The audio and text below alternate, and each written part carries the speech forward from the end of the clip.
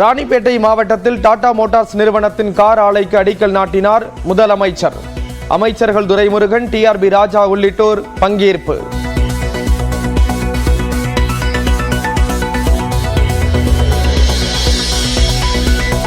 March மாதம் ஒப்பந்தம் போடப்பட்டு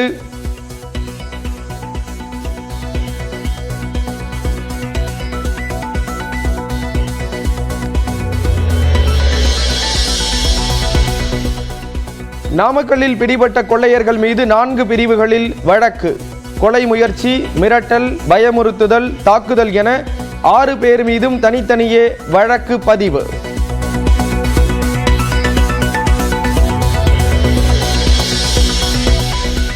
நாமக்கல்லில் பிடிபட்ட ஏடிஎம் கொள்ளையர்கள் மகாராஷ்டிராவிலும் கொள்ளையில் ஈடுபட்டது அம்பலம். 60 முதல் 70 பேர் கொண்ட குழுவினர் கொள்ளையில் ஈடுபட்டு வருவதும் காவல்துறை விசாரணையில் தெரிய வந்துள்ளது.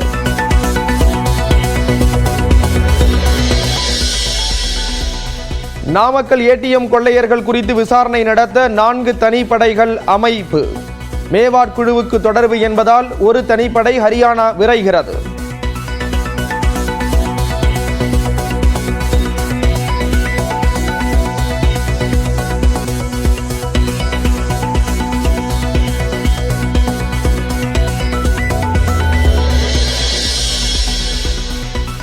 ஓசூர் அருகே டாடா எலக்ட்ரானிக்ஸ் தொழிற்சாலையில் பயங்கர தீ விபத்து. மூச்சு திணறல் காரணமாக 4 ஊழியர்கள் மருத்துவமனையில் அனுமதி.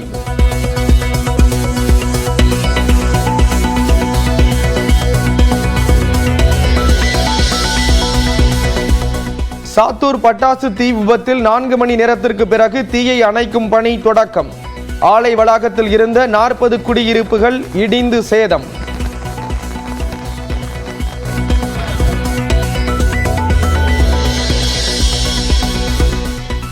தாவேக மாநாடு தொடர்பான பல்வேறு அறிவுரைகளை கட்சி நிர்வாகிகளுக்கு வழங்க பொதுச் செயலாளர் ஆனந்திற்கு விஜய் உத்தரவு. இன்று சென்னையிலும் நாளை டெல்டா மாவட்டங்களிலும் ஆலோசனை.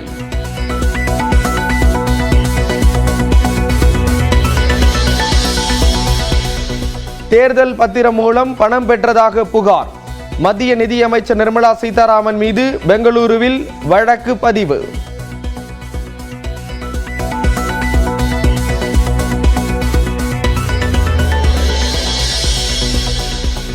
விக்கிரவாண்டி அருகே தீப்பிடித்து எரிந்த பார்சல் லாரி.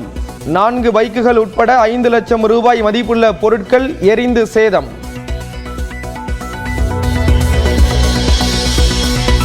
கடலூரில் 1 மணி நேரம் கொட்டி தீர்த்த கனமழை. நெல்லிக்குப்பம், திருப்பாதிரி புலியூர், திருவந்திபுரம் உள்ளிட்ட பகுதிகளிலும் மழை.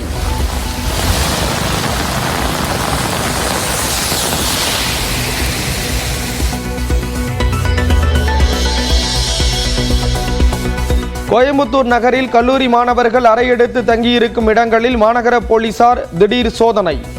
போதைப் பொருட்கள், ஆயுதங்கள் ஏதேனும் இருக்கிறதா என்றும் விசாரணை.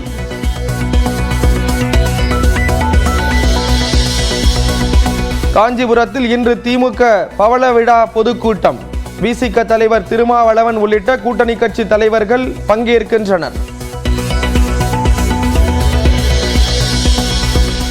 லெபனான் தலைநகர் பெய்ரூட்டில் குண்டுகளை வீசி இஸ்ரேல் தாக்குதல். இஸ்புல்லா தலைவர்களை குறிவைத்து கடற்படையினரும் தாக்குதல் நடத்துகின்றனர்.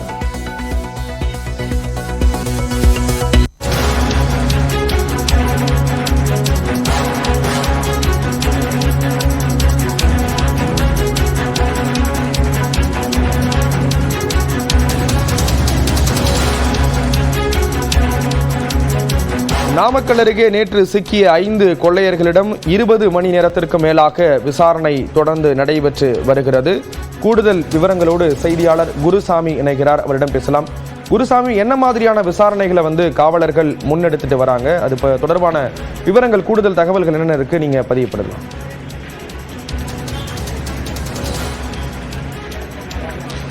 ஸ்ரீராம், கைது செய்யப்பட்டிருக்கக்கூடிய 5 வடமாநில கொள்ளையர்கள் 5 பேரிடமும் விசாரணையானது தொடர்ச்சியாக நடைபெற்றுக் கொண்டிருக்கிறது.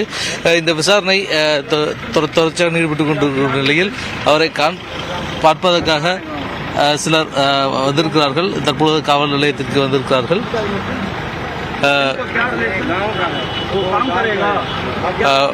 வட மாநிலத்தை சேர்ந்த சிலர் விசாரணையில் இருக்கக்கூடிய நிலையில் அது தொடர்பாக அவரை பார்ப்பதற்காக வட மாநிலத்தை சேர்ந்த சிலரும் தற்பொழுது காவல் நிலையத்துக்கு வந்திருக்கிறார்கள். இதனிடையே இந்த விசாரணையானது 20 மணி நேரத்திற்கு மேலாக தொடர்ச்சியாக நடைபெற்றுக் கொண்டிருக்கிறது. காவல் நிலையத்தில் நாமக்கல் எஸ்பி ராஜேஷ் கண்ணா தலைமையிலான குழுவினர் தொடர்ச்சியாக விசாரணை மேற்கொண்டிருக்கிறார்கள். இது தவிர ஆந்திரா மற்றும் கேரளா ஆகிய மாநிலங்களிலிருந்தும் போலீசார் தற்பொழுது இந்த வெப்படை காவல் நிலையத்திற்கு வந்திருக்கிறார்கள். தொடர்ச்சியாக இங்கு நடைபெறக்கூடிய விசாரணைகளை மற்ற பிற மாநில போலீசாரும் தொடர்ச்சியாக அதை உன்னிப்பாக கவனித்துக் கொண்டிருக்கிறார்கள். குறிப்பாக கேரளாவில் 3 இடங்களில் இந்த சம்பவம் நடைபெற்றிருக்கக்கூடிய நிலையில் இது தொடர்பாக அந்தந்த எல்லைக்குட்பட்ட போலீசாரும் தனியாக விசாரணைகளில் ஈடுபட்டுக் கொண்டிருக்கிறார்கள். இந்த விசாரணையின் பொழுது என்னென்ன மாதிரியான தகவல்கள் அவர்களிடமிருந்து கிடைக்கிறது என்பது குறித்த விசாரணையும் நடைபெற்றுக் கொண்டிருக்கிறது. குறிப்பாக காவல் நிலையத்தில் அவர்கள் அந்த சம்பவ இடத்தில் இருந்து கைப்பற்றப்பட்ட பொருட்கள் அனைத்தும் தற்பொழுது எடுத்து வைத்திருக்கிறார்கள். இன்னும் சற்று நேரத்தில் இந்த சம்பவ இடத்தில் கைப்பற்றப்பட்ட பொருட்களுடன் அந்த 6 பேரை அழைத்துக் கொண்டு நீதிமன்றத்திற்கு செல்ல இருக்கிறார்கள். ஒருவர் அரசு மருத்துவமனையில் சிகிச்சை பெற்று வரக்கூடிய நிலையில் 5 பேர் தற்பொழுது காவல் நிலையத்தில் வைத்து விசாரணையானது நடத்தப்பட்டுக் கொண்டிருக்கிறது. இந்த 5 பேரும் இன்னும் சற்று நேரத்தில் காவல் நிலையத்திலிருந்து குமாரபாளையம் நீதிமன்றத்துக்கு அழைத்து செல்ல இருக்கிறார்கள். அதற்கான ஏற்பாடுகள் அனைத்தும் தயார் நிலையில் வைக்கப்பட்டிருக்கிறது. 2 வாகனங்களில் காவல்துறையினரும் தயார் நிலையில் வைக்கப்பட்டிருக்கிறார்கள். 5 பேரும் தொடர்ச்சியாக இந்தியில் பேசி வருவதன் காரணமாக விசாரணையில் சற்று தொய்வு ஏற்பட்டிருக்கிறது. எனினும் தொடர்ச்சியாக அதிகாரிகள் இந்தி தெரிந்த ஆட்களை உடன் வைத்துக் கொண்டு இந்த விசாரணையில் ஈடுபட்டுக் கொண்டிருக்கிறார்கள். இந்த விசாரணையில் என்னென்ன மாதிரியான தகவல்கள் கிடைக்கிறது என்பதை வைத்து அடுத்த கட்ட நடவடிக்கையில் ஈடுபடுவதற்காக ஆந்திர மாநில போலீசாரும் கேரள மாநில போலீசாரும் இங்கே முகாமிட்டிருக்கிறார்கள். அவர்களும் இந்த விசாரணைக்கு பின்னர் அடுத்து என்ன செய்வது என்பது குறித்து அடுத்த நடவடிக்கைகளுக்கு ஈடுபட்டிருக்கிறார்கள். குறிப்பாக தற்பொழுது இந்த கைது செய்யப்பட்டிருக்கக்கூடிய இந்த 5 பேரும் நீதிமன்றத்தில் ஆஜர்படுத்தப்பட்ட பின்னர் அவர்களை கிருஷ்ணகிரி மாவட்ட போலீசார் காவலில் எடுத்து விசாரிக்க திட்டமிட்டிருப்பதாக கூறப்படுகிறது. கடந்த 4 தினங்களுக்கு முன்னர் 21ஆம் தேதி இந்த கிருஷ்ணகிரியில் நடைபெற்ற கொள்ளை சம்பவத்திலும் இவர்களுக்கு தொடர்பு இருப்பது தெரிய வந்திருக்கக்கூடிய நிலையில் அந்த மாவட்ட போலீசார் இந்த 5 பேரை காவலில் எடுத்து விசாரிக்க திட்டமிட்டிருக்கிறார்கள். அதன் பின்னரே இவர்களை கேரள மாநில போலீசார் கேரளாவிற்கு நீதிமன்ற அனுமதியுடன் அழைத்து சென்று விசாரணை நடத்துவதற்கு திட்டமிடப்பட்டிருக்கிறது. இதை தவிர்த்து ஆந்திர மாநில போலீசாருக்கும் தெலுங்கானா மாநில போலீசாருக்கும் இது தொடர்பான தகவல்கள் தெரிவிக்கப்பட்டிருக்கிறது.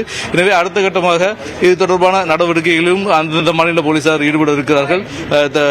தமிழகத்தை தவிர்த்து பல்வேறு மாநிலங்களில் இவர்களுக்கு தொடர்பு இருக்கக்கூடிய சூழலில் அனைத்து மாநிலத்திலும் இந்த வழக்கு உன்னிப்பாக கவனிக்கப்பட்டு வரக்கூடிய நிலையில் இந்த வழக்கில் வேறு எந்தெந்த மாதிரியான தொடர்புகள் இருக்கிறது என்பது குறித்தான விரிவான விசாரணைகளும் நடத்தப்பட்டுக் கொண்டிருக்கிறது.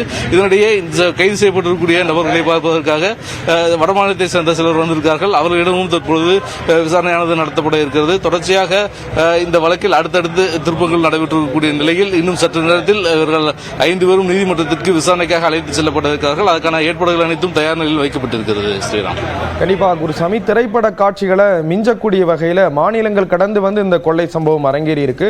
இப்போ என்னென்ன பிரிவுகளில் வழக்கு பதியப்பட்டிருக்கு? இப்போ இது ஒரு பெரிய நெட்வொர்க்கா இவங்க இயங்கி இருக்காங்க அப்படின்னு சொல்லப்படுது. மற்றவங்களை பிடிக்கிறதுக்கான பணிகள் அப்படிங்கிறது எந்த அளவுல இருக்கு?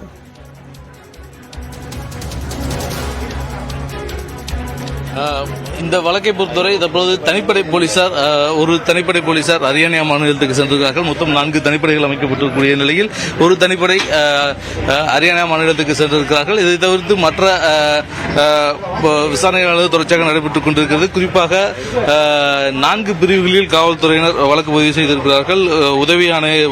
உதவி ஆய்வாளர் ரஞ்சித் கொடுத்த புகாரின் பேரில் இந்த 4 பிரிவுகளில் வழக்கானது பதிவு செய்யப்பட்டிருக்கிறது. குறிப்பாக அரசு ஊழியர்களை பணி செய்ய விடாமல் தடுத்தல், அரசு ஊழியர்களை பணி செய்ய விடாமல் தடுத்ததுடன் காயம் ஏற்படுத்துதல், கொலை முயற்சி மற்றும் இரு குழுக்களிடையே பகைமையை ஏற்படுத்தி மோதலை ஏற்படுத்துதல் ஆகிய 4 பிரிவுகளில் வழக்கானது பதிவு செய்யப்பட்டிருக்கிறது. இந்த 4 பிரிவுகளின் கீழ் வழக்கு பதிவு செய்யப்பட்டு தற்போது விசாரணையானது நடத்தப்பட்டுக் கொண்டிருக்கக்கூடிய நிலையில் கேரளா மற்றும் இந்த சம்பவம் நடைபெற்ற மற்ற இடங்களிலும் வழக்குகளானது பதிவு செய்யப்பட்டிருக்கிறது. கேரளாவில் 3 சம்பவங்களுக்கு தனித்தனியாக 3 வழக்குகள் தனியாக பதிவு செய்யப்பட்டிருக்கக்கூடிய நிலையில் கிருஷ்ணகிரியில் ஒரு வழக்கு பதிவு செய்யப்பட்டிருக்கிறது. மொத்தம் இந்த வழக்குடன் சேர்த்து மொத்தம் 5 வழக்குகள் வடமாநில கொள்ளையர்கள் மீது தற்போது பதிவு செய்யப்பட்டிருக்கிறது. ஸ்ரீராம். விரிவான தகவல்களை கொடுத்தீங்க. நன்றி குருசாமி.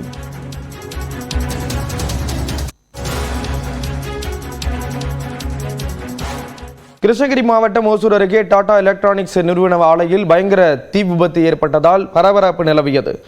கூஸ்தானா பள்ளியில் உள்ள டாடா எலக்ட்ரானிக்ஸ் நிறுவனத்தின் தொழிற்சாலையில் செல்போன் உதிரி பாகங்கள் தயாரிக்கும் பணி நடைபெற்று வருகிறது.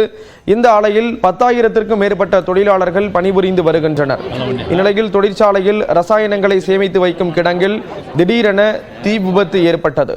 அங்கிருந்த ரசாயனங்களில் தீப்பற்றி கொழுந்துவிட்டு எரிந்தது. இதனால் அந்த பகுதியே புகை மண்டலம் சூழ்ந்து காட்சியளித்தது.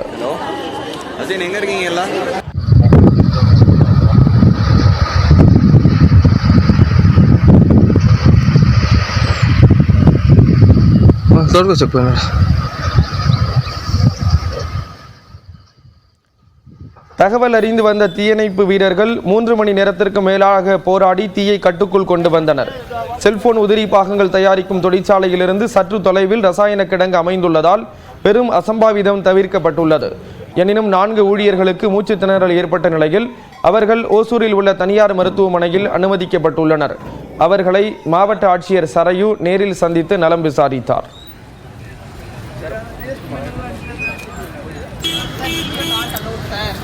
நாங்கள் வேலை பார்க்க பில்டிங் வந்து ஆஸ்பத்திரி இருக்குது.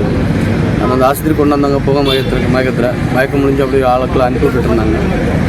அப்புறம் நாங்கள் எங்களை வேலைக்கு இப்போ ஒர்க் பண்ண விடாதுன்னா நாங்கள் வெளியே வந்துட்டு ஏன்னா நல்ல புகையாக இருந்தது. என்னடா புகை அடிக்கணும் வந்து பார்க்கும்போது வந்து பக்கத்து பில்டிங்கில் வந்து நல்ல ஃபயர் ஆகிட்டு இருந்தது. அப்போ வந்து எங்களை எல்லாம் உடனே பவர் இதெல்லாம் கட் பண்ணிட்டாங்க, வேலைக்கு செய்ய விடல.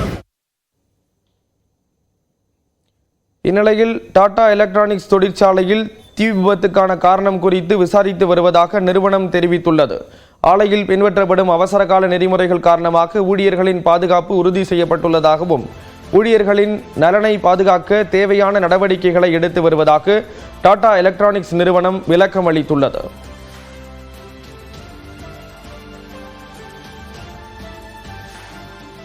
தமிழக வெற்றிக் கழகத்தின் மாநாட்டுக்கான ஏற்பாடுகள் தொடர்பாக சென்னை மாவட்ட நிர்வாகிகளுடன் பொதுச் செயலாளர் ஆனந்த் இன்று ஆலோசனை நடத்துகிறார். தமிழக வெற்றிக் கழகத்தின் கொள்கை பிரகடன முதல் மாநில மாநாடு அடுத்த மாதம் 27ஆம் தேதி நடைபெற உள்ளது. இதற்கான ஏற்பாடுகள் குறித்து மாவட்ட நிர்வாகிகளுடன் ஆலோசனை மேற்கொள்ளுமாறு பொதுச் செயலாளர் ஆனந்துக்கு கட்சியின் தலைவர் விஜய் உத்தரவிட்டிருந்தார். அதன்படி சென்னையில் உள்ள மாவட்ட நிர்வாகிகள் உடனான ஆலோசனை கூட்டம் இன்று நடைபெற உள்ளது. இதில் மாநாட்டு ஏற்பாடுகள், அதற்கான ஆயத்த பணிகள் உள்ளிட்டவை குறித்து ஆனந்த் ஆலோசனை வழங்க இருக்கிறார். அதனைத் தொடர்ந்து பெரம்பலூர், திருச்சி, அரியலூர் உள்ளிட்ட மாவட்டங்களைச் சேர்ந்த நிர்வாகிகளுடன் நாளை ஆலோசனை நடத்த திட்டமிடப்பட்டுள்ளது. மாவட்டங்களில் உள்ள இளைஞர் அணி, மகளிர் அணி, வர்த்தக அணி, வழக்கறிஞர் அணி, விவசாய அணி உள்ளிட்ட அனைத்து சார்பு அணி நிர்வாகிகளும் இந்த ஆலோசனை கூட்டங்களில் பங்கேற்கின்றனர்.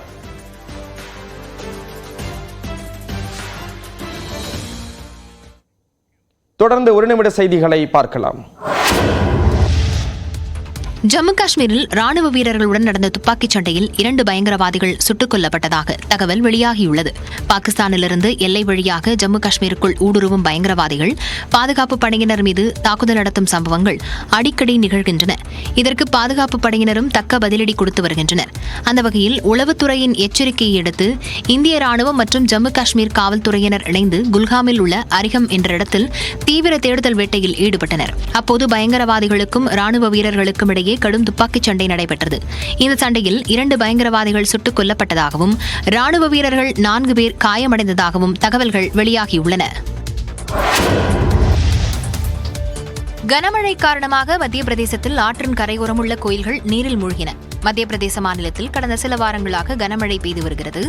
இதன் காரணமாக பல்வேறு இடங்களில் தண்ணீர் தேங்கி மக்களின் இயல்பு வாழ்க்கை முடங்கியுள்ளது.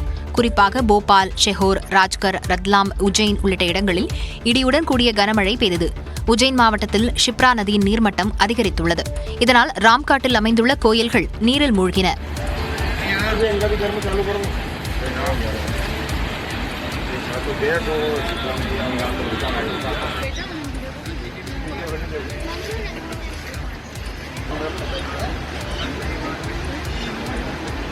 பர்வானி, அலிராஜ்பூர், ஜபுவா உள்ளிட்ட மாவட்டங்களில் கனமழை பெய்யும் என வானிலை மையம் எச்சரிக்கை விடுத்துள்ளது.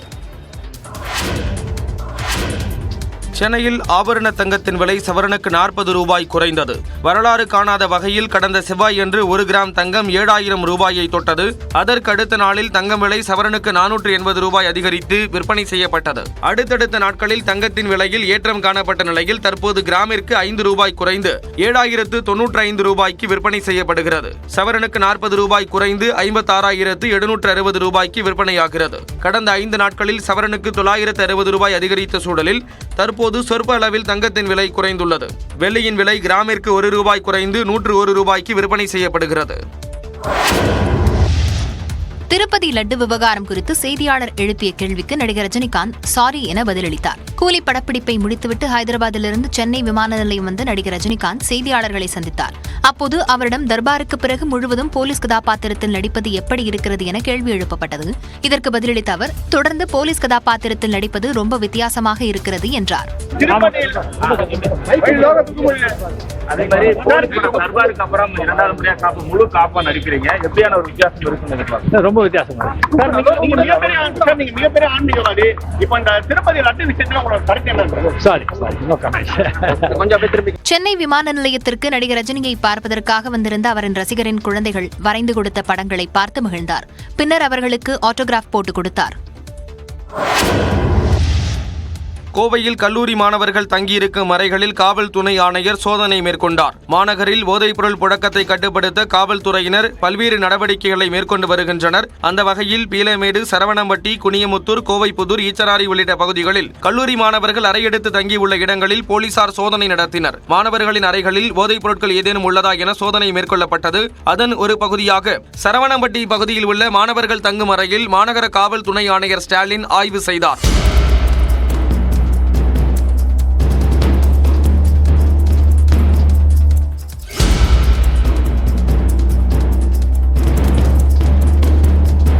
கடந்த மாதம் சென்னையில் உள்ள பிரபல தனியார் கல்லூரி அருகே நடத்தப்பட்ட சோதனையில் போதைப் பொருட்கள் வைத்திருந்த மாணவர்கள் சிலர் கைது செய்யப்பட்டு பிணையில் விடுவிக்கப்பட்டது குறிப்பிடத்தக்கது.